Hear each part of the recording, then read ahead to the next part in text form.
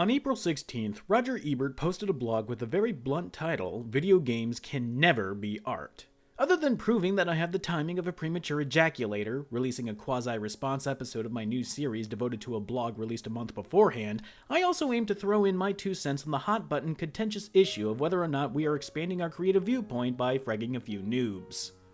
First and foremost, we must address the knee-jerk responses we get as gamers to Roger's argument. The fact that he's 67 and not employed in the direct field of interactive entertainment has probably crossed his mind. Roger Ebert didn't critique his way into high acclaim and respect by being dumber than a box of hammers. His viewpoint does not come from some old fart who yells at the neighborhood kids to get off his lawn. His viewpoint comes from someone who is well established as a connoisseur and critic of artistic expression.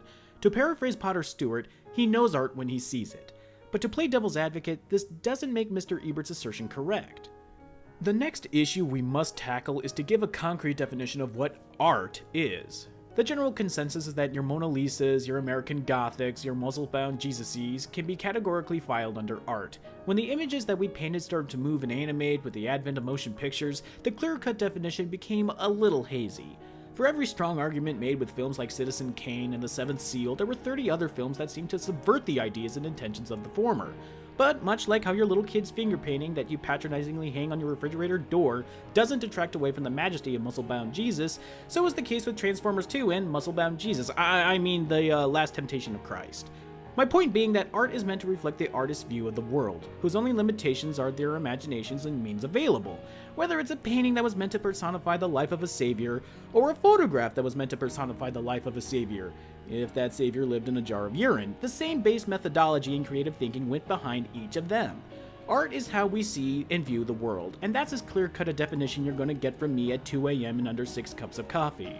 So under that very broad definition, most anything can be classified as art, right? Well, when we live in a world where a man from Spain can make a strong argument that projecting his dick onto buildings is an artistic statement of a multi-protest against homophobia, surveillance, control, and consumer society, it stops being about mincing definitions and more about arguing semantics, which admittedly also seems to be the point of art.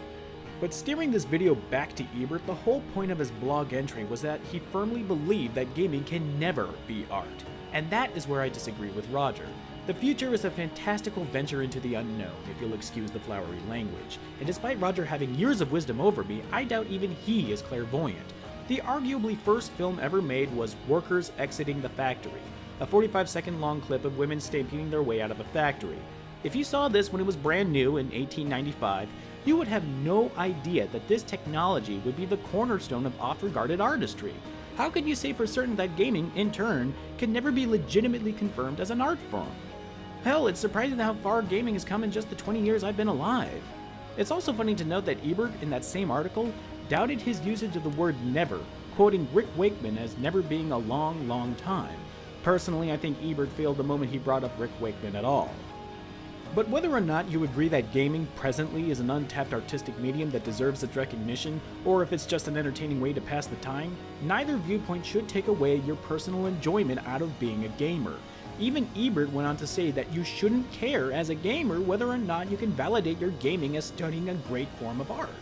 There's no shame in gaming for the fun of it, just like how there's nothing wrong with watching a movie for the fun of it. To an extent.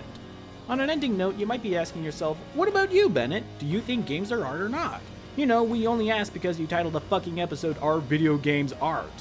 To which I'd answer, who cares? I'm too busy trying to beat my high score on green grass and high tides. So close.